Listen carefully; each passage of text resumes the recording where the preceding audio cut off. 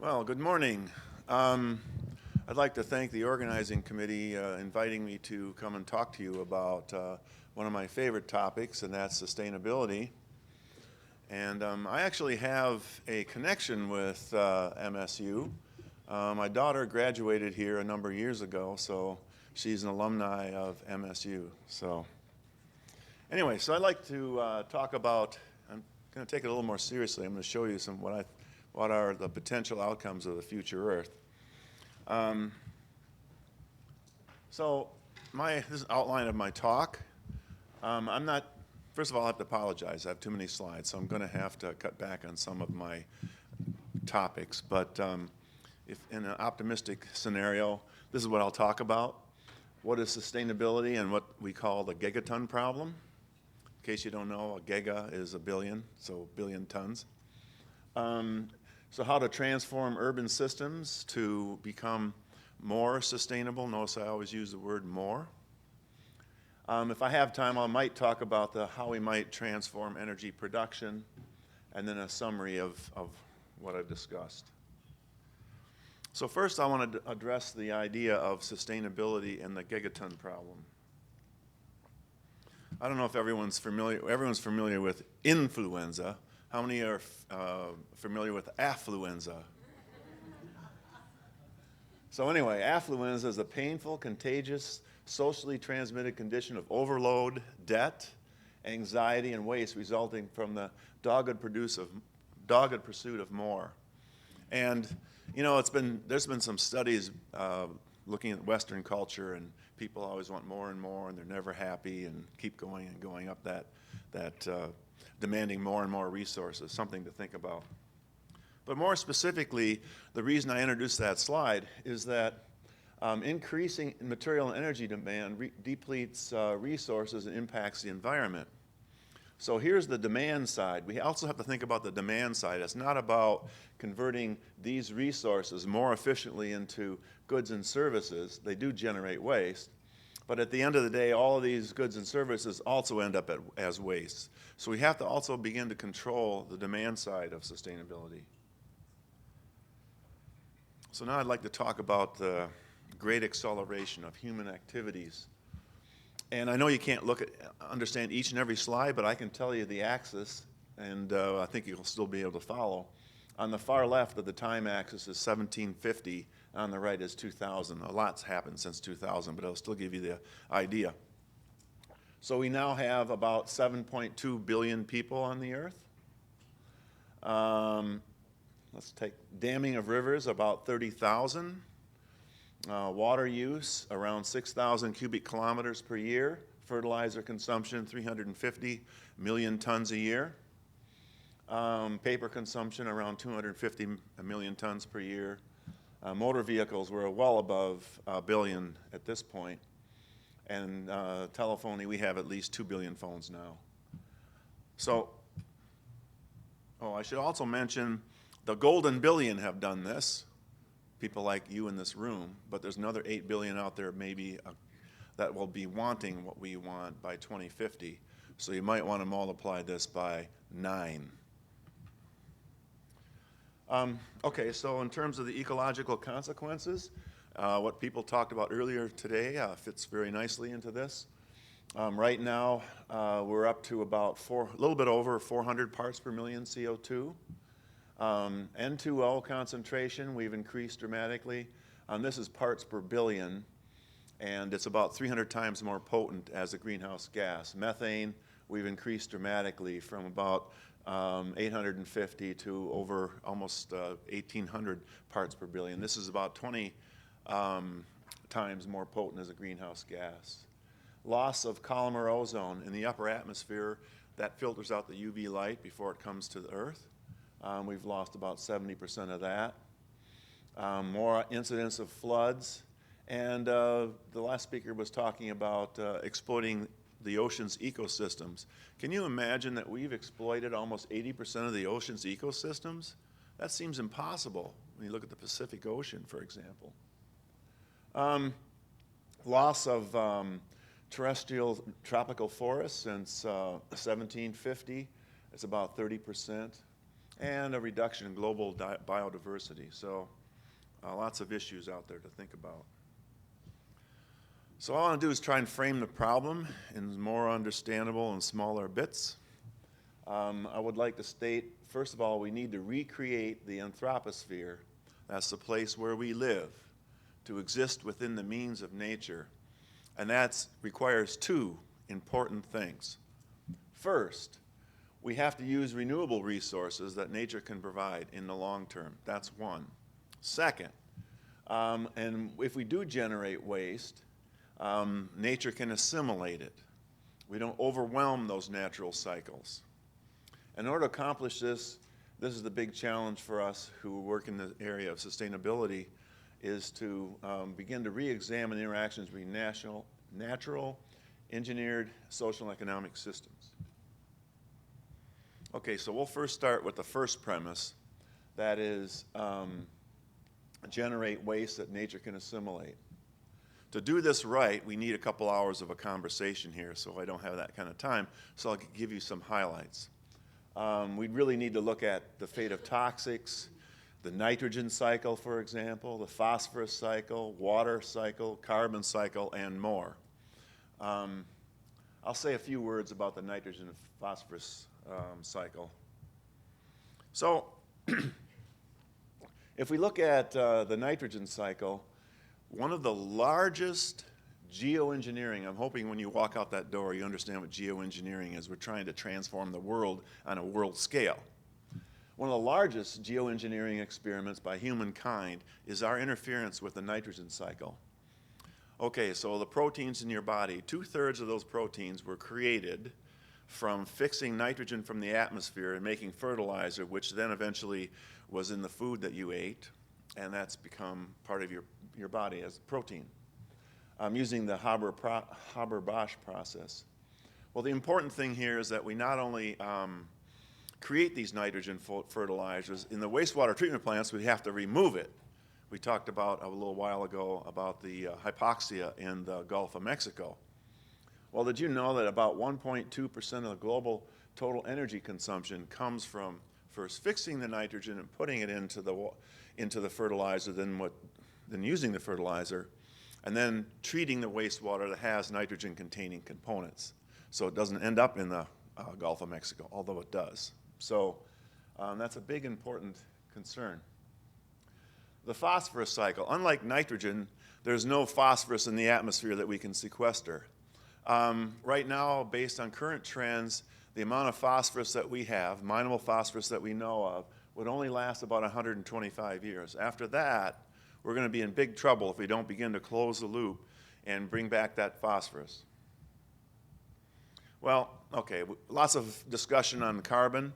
What I'll do now is focus on carbon in a little bit more detail. Well, there's three potential scenarios, and we have to choose which one we want to go on, although the train has left the station in a couple of them, and you'll hear about that in a moment. So one might be 2 degree sustainable energy future, 2 degrees Celsius increase in temperature. 4 degree, which seems to be pretty close to some of the pledges that the countries out there have agreed to. And then the 6 degree temperature, which seems to be the direction that the world is headed at this point. Okay, so got to see a graph here to see where we're headed. Right now we're at about 10, so this is a little bit outdated, but we're at about 10. This is gigatons of carbon, CO2 as carbon. And the current trajectory takes us up to about 16. The 4 degree temperature achievement is somewhere where we are right now. We can't really increase it at all. And if we want to get to the 2 degree scenario, we're going to have to drop the amount of carbon that we release rather dramatically to about 4.4. Those are the targets. So if we look at the 4 degree temperature target, this tells us, this is from the IPCC panel, Intergovernmental Panel on Climate Change. This shows you what would be required in total investments. So in terms of electrical generation, we have to invest about $100 billion. This is per year. Renewables increase that to about $90 billion. Nuclear increase it to $40 billion. power plants combined with carbon capture and sequestration, $30 billion. And 2 disinvestments, fossil fuel plants without carbon capture and sequestration, reduce our investments in that. Extraction of fuels, we have to reduce our investments by $110 million. The greatest gain is over here in terms of energy efficiency. We might see, if we invest about $320 billion per year, we might be able to reach this 4 degrees Celsius. Anyway, the total investment is about $0.58 trillion per year.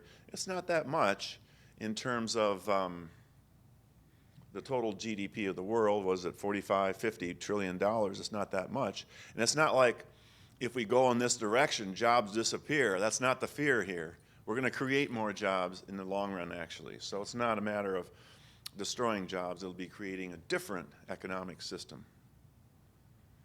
Well, another important feature of sustainability is where we get our food. Right now, I think we're on a path of unsustainable animal farming. Livestock use about 30% of the world's ice-free land mass. Can you imagine that? This is for feed and so on. That's a lot, especially for us golden billion. Want to multiply it by 9 times 0.3, there's not enough Earth for that. So long term, when we start talking about the population increasing to 9 billion and maybe that other 8 billion wanting meat, we're in trouble. Again, I like to call this another geoengineering experiment that we've conducted to take that 30% of the world's ice-free land mass and create, agricultural system that uses it. That's big time. And just for another note, livestock produces about 14.5% of all greenhouse gas emissions. So let's just look at 3 of them.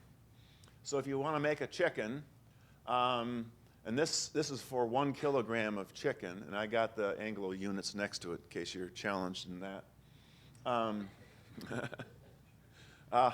Anyway, so it requires about 2.5 kilograms of feed for a chicken, 5 kilograms of feed for pork, 10 kilograms for beef. Okay, so water. In terms of virtual water, you may be surprised to know that each and every one of you needs about 4 cubic kilometers of water, about 1,000 gallons every day. You may be surprised by that. Just looking at what you eat, you can see this very easily. Okay, so we need about 3.8 cubic kilometers to make that 1 kilogram of chicken. We need about 5.5 kilograms or 5.5 cubic meters of water to create 1 kilogram of pork, 16.7 cubic kilometers of cubic meters of water to create 1 kilogram of beef. So if you have that 1 pound steak, you could be talking about 8 cubic meters or about 2,200 gallons of water that's embodied in that beef. Big numbers.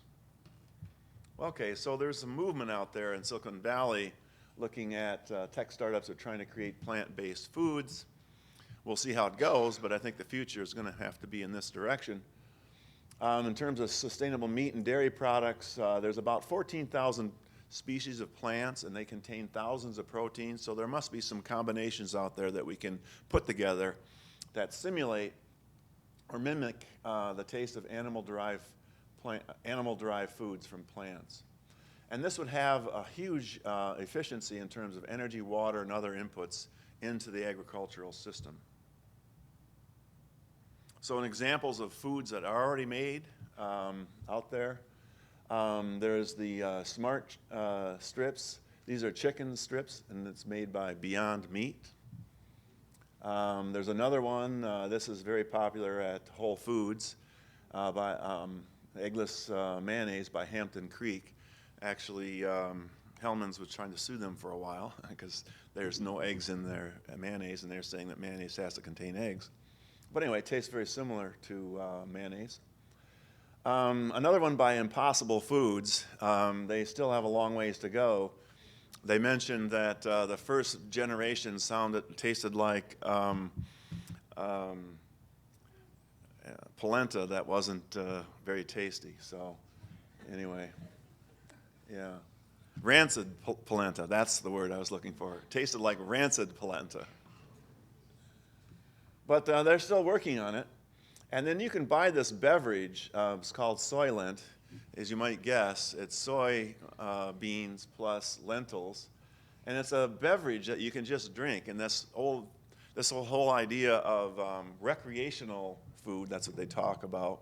Recreational food eating is meaning you have a plate with things that you identify. This is just a drink. That's it. And the CEO who developed this has turned his kitchen into a library. He has no kitchen utensils or anything. So anyway, I'm not sure how far we're going to go with this, but we certainly can't afford to have more meat entering our palates if we're going to include all of the folks out there that would like meat. We're going to have to do something down a level in the food chain. Okay, second premise of sustainability, use renewable resources and materials in commerce. I'm going to look at first materials in commerce that do not include food and fuels. Presumably all the food is renewable. It came from CO2 in the atmosphere. We made food out of it. I ate it. It goes back in the atmosphere. So presumably that's neutral, CO2 neutral. So there is more recyclability with food and fuels, especially biofuels and food. And then I'll look at all materials. So let's look at the trend in terms of material use and non-renewable materials. So what I have here is dependence on non-renewable materials as a function of date. So down here in the Neolithic times, before even the advent of agriculture 10,000 years ago, it was almost entirely dependent on renewable resources, bone and so on, stones and the like. But then as we march up this time frame, you can see here when the advent of the Copper and Bronze Age, we see a little bit more of a dependence on non-renewable materials. Dark Ages, not much happened. Then we start the Industrial Revolution, and all of a sudden cast iron, steel, displaced wood and stone and structures. Bang, we all see a very big increase in our dependence on non-renewable materials. And then as we march up here, we see concrete displacing wood in large structures, aluminum displaces wood in lightweight design, metals become the dominant materials of engineering, oil-based polymers and replace natural fibers in pottery, and then we have silicon-based materials in the ITC industry. And now we're at this point where only 4% of the material flow in the economy, in the commerce by weight, is renewable. In the long term, that certainly is not sustainable. So we have to devise an economic system where materials, we close the loop, we extend their life. Actually, there's some discussion now where people might want to go back to mining landfills to get some of those valuable resources, because where the mines are actually located now, the concentration of some of the metals is actually lower than what would be in a landfill. Anyway, let's have a look at the annual production for some materials. Here's a magic billion-ton line or gigaton line. Oil and coal is right up there above that. Steel, aluminum, copper, zinc, all the way down to gold at about 1,000 tons per year. And then over here we have, so those are the metals. Polymers, polyethylene, polyvinyl chloride, polypropylene, and PET. You can see what they look like over here. And then ceramics, concrete being way up here, asphalt, glass, brick, and so on. And then hybrids and hybrids, wood, natural fibers, man-made fibers, and carbon fibers. You'll notice a little box next to some of these.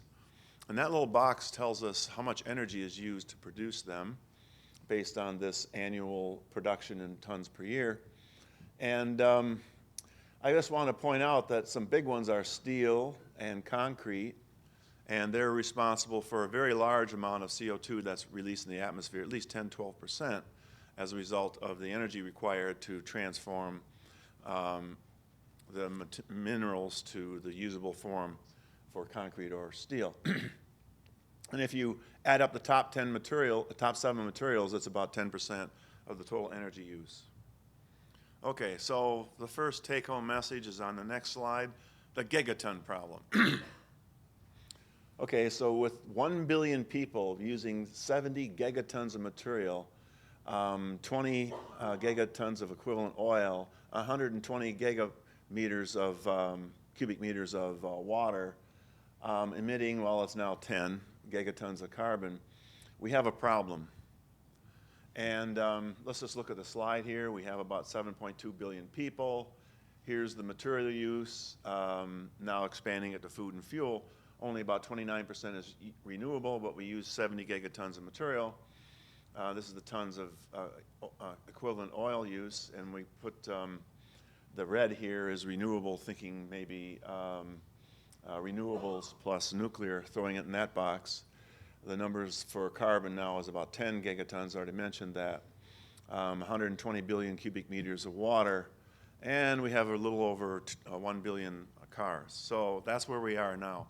Again, that's for the 1 billion, the golden billion. Multiply it by 9 if everyone lives the same way as we do. And in terms of global security in the long term, we have to have a more uniform distribution of opportunity. And that may mean that we have to do something about this, definitely.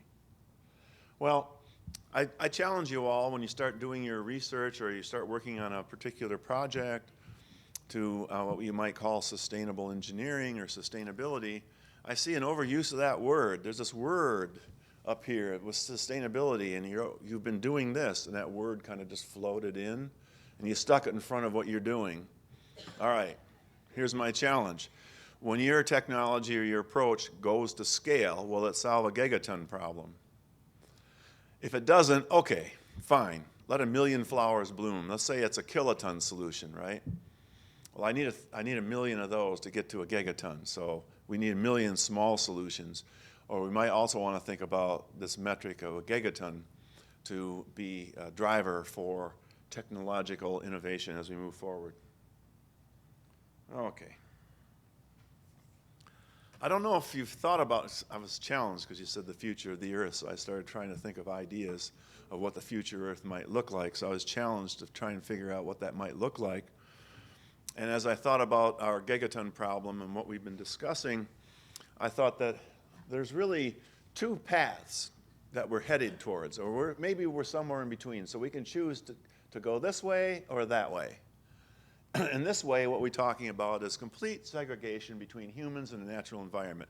We're in the dome, or maybe even worse, we're in a catacomb where we control everything. We grow our own food. What happens out there in nature, we've already polluted it. It's beyond repair. We've taken in and internalized what we need. So we see even larger geoengineering projects taking over, so we get what we need. We live in microclimate bubbles. Unlimited energy maybe becomes available, perhaps fusion. Top-down governments makes it viable. Engineered food replaces conventional agriculture. We could be heading in this direction, longer term. Or talk about reintegration of human and the natural environment, accelerated drastic efforts to reduce emissions, reduce the fossil fuels, policies that we put into place to promote the use of renewable resources and energy. And I already alluded a little bit to this, but we have to rebuild our economic system to engender some of this, and then put responsible agricultural practices into the food system. Your choice. All right. Since art doesn't get much of a shrift in the discussion about sustainability, this is my nod to art. 2012, there was this painting by Edvard Munch called The Scream that was auctioned at Sotheby's for about $120 million. And he painted 4, and this one came with a poem, so I like this. Here's the poem. Maybe I'll fill out the rest of this. I was walking along a path with two friends. The sun was setting. Suddenly the sky turned blood red.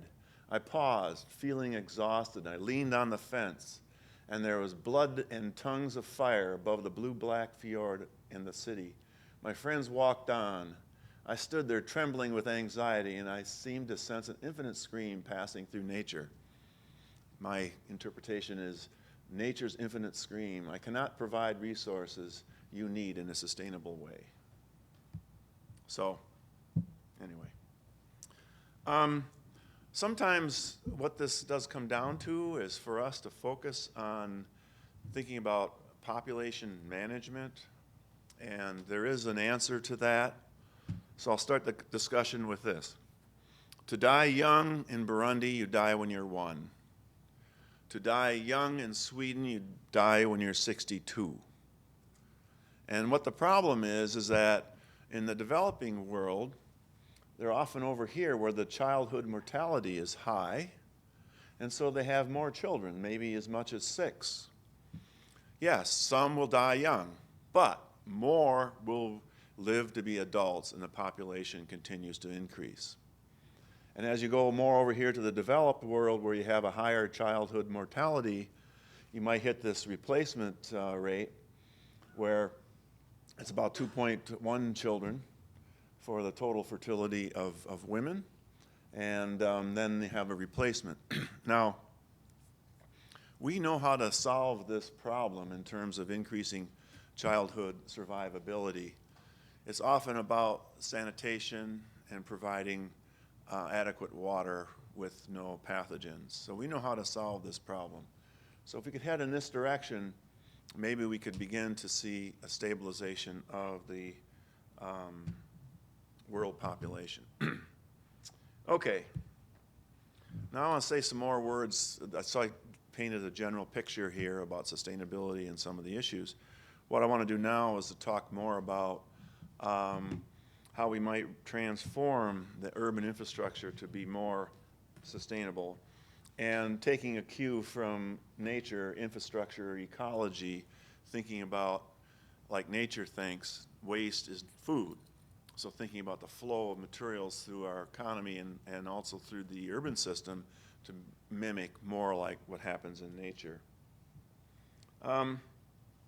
First of all, I wanted to point out that an urban system where most of us live here in the United States, 80+%, and in the world trend is to higher and higher levels, we actually have layers here. We have socioeconomic layers that look at financial capital, leadership, community values. We also have a physical layer that looks at transportation, energy, water, buildings, and parks, and so on. So those are the layers. And just so you can understand why we think this might be important, the American Society of Civil Engineers said that underfunded infrastructure will result in a loss of $3.2 trillion, and this one might get your attention, 3.5 million jobs. And they give it a rating of D-. Well, in the past, what we've done is designed this infrastructure in an isolated way. I'm from the water department, I deal with this, energy, transportation, so on. So we really need to look at and understand these interactions in design our infrastructure to guide us towards more sustainable systems. And so again, I'm just talking about this new discipline or transdiscipline infrastructure ecology. So what I want to do is give you some examples of interactions and how we might improve or reduce the amount of waste and resources that are used in an urban system. So these are some of the fundamental questions. How are energy, materials, information, water utilized by different configurations and populations of systems? How can we reduce energy emissions, materials, and water inputs and increase the creation of wealth and comfort? That's why we design our urban system, right? We make investments to increase the infrastructure that creates comfort and wealth. That's what we're trying to do. And how do communities and infrastructure emerge from cultural, physical, and economic conditions? So when you put this all together, what we're looking at, the interaction between land use, buildings, community design, socioeconomics, transport, water, energy, and so on. That's what we're looking at. So I'll give you some examples. We all know that it takes water to create energy. I don't expect you to memorize all of these numbers, but they'll be on the website. I'm going to post these to our website. But here you can see how much water is required, gallons per kilowatt hour. And then the reverse, depending on the quality of the water, you need more energy. Surface water is pretty clean, 220 kilowatt hours per million gallons. Seawater desalination, the worst, you've got to remove that salt, is a very high amount of kilowatt hours. So this is the connection between water and energy and water. As we think about, the Renewable Fuels Act, it's supposed to by 2022, I think it is. I forget the numbers, but it's billions of gallons of renewable fuels. One could argue whether bioethanol is going to make it, because you start with corn. Anyway, we won't have that conversation right now. But you may not understand that water is required for transportation. So if you look at unleaded gas, this is how much water is needed. This is for vehicle miles traveled. And over here, corn ethanol, it could be as much as 10 gallons of water that you need for every mile you travel to produce the corn ethanol. Switchgrass, irrigated, could be as high as 10.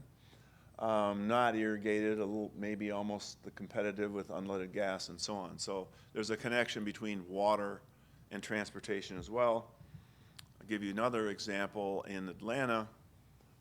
This shows the domestic water consumption is 105 million gallons per day. That's water that's evaporated, lost from the ecosystem forever. If we have 100% penetration of electric vehicles, the amount of water that would be required is 91 million gallons. So if we have electric vehicles with a current energy production system, let me back up and say, typically in a thermoelectric power plant, what we do is we have to reject heat. We do that by evaporating water, okay? So if we're going to power our electric vehicles from that same energy grid, the amount of water that we would need is almost as much as the domestic consumption.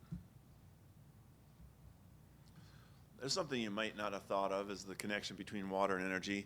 We all saw the Olympics in Vancouver. This is the False Creek neighborhood, which is where they house some of the Olympic athletes. What they do here, and this is what picture of what the system looks like, the False Creek neighborhood energy utility. They recover the heat from the sewer, and that supplies about 70% of the annual energy demand and reduces our greenhouse gas emissions by 50%. So that's kind of an interesting strategy, take the heat from the wastewater. And I wanted to introduce you to the concept of low-impact development. Maybe you've heard of it, but it's an acronym that really talks about restoring the hydrology of a site back to its original state. And what we really want to do is create what I call a sponge city as opposed to a flashy city.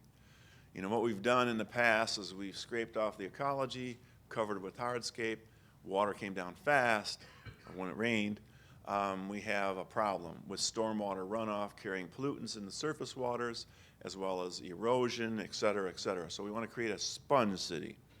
And some of the ideas are shown here, rain gardens. Here's a tank for rainwater harvesting. Maybe it looks a little bit better than a big round thing sitting there. Here's a case in Vancouver. What they did is they were challenged by the fact that they wanted to separate the storm water from the sewage that they was collecting. And to separate that and take it down the ocean and treat it, the price tag was $5 billion. And they thought, that sounds like a lot of money. What else could we do?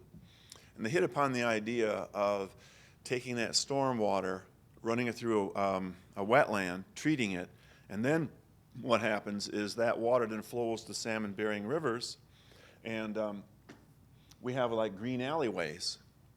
Well, along that green alleyway, the real estate became more valuable. People have an you think about what you could have here. This could affect the transportation network, because now I could have a bike path, right? Safe bike path, isolated from traffic. I have a green space that lowers the heat island effect. People have an opportunity to have recreational opportunities, so they are healthier. So there's lots of different benefits that you might get from such a thing. But anyway, the price of real estate along this green alleyway went up, and when they calculated what the benefit was, it was going to be a $500 million benefit, and it started as a $5 billion problem. So a problem turned into an opportunity.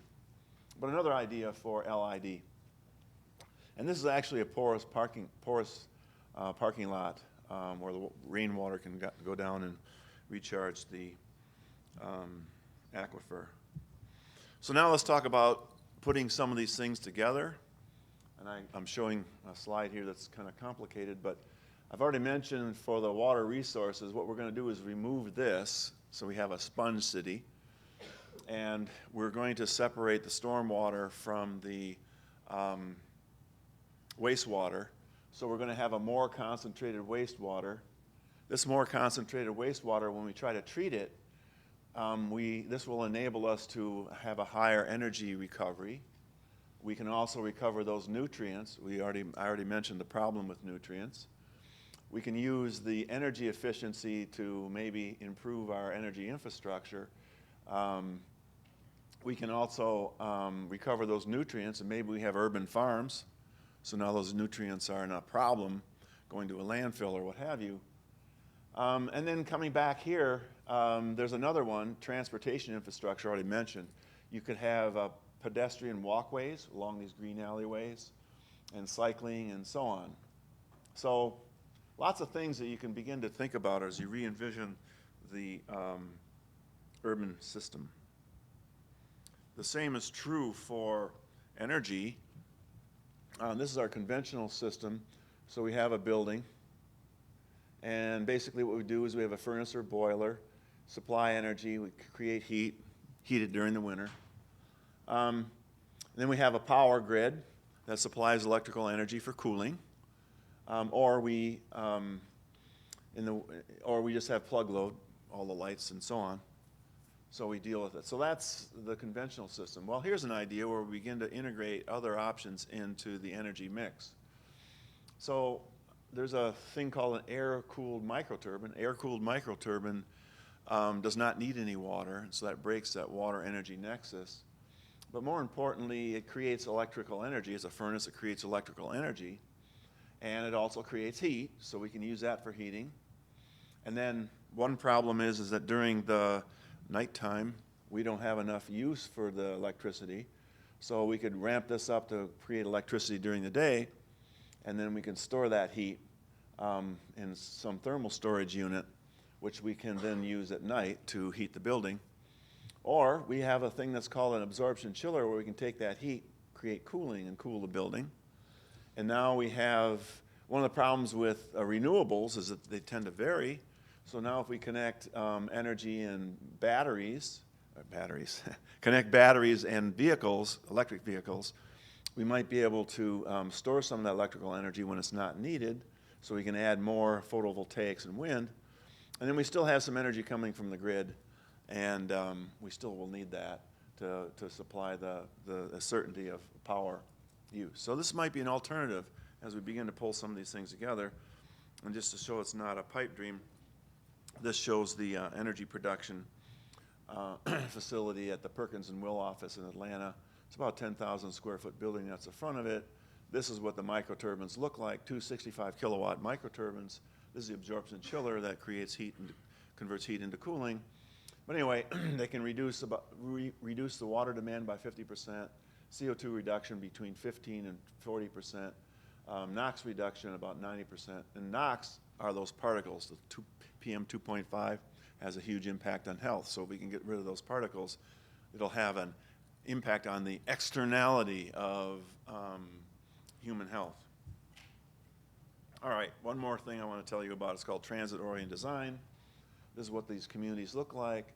They're walkable communities, affordable housing, mixed land use, reasonable density and multiple modes of transportation, including public transportation, bikes, and so on. That's what I mean by transit-oriented development. Now, if we put it all together in one slide, we have low-impact development. Now, gray water is everything except black water, which is the toilet. We can recycle that water, rainwater harvesting, air-cooled microturbines, residential PV and wind, vehicle to grid. This is a lot of electrical vehicles supplying energy to the grid or bringing it back, and transit-oriented development. We can then get more decentralized water and energy production, increased neighborhood entities, mixed land use, and then from there, preferred communities and compact growth.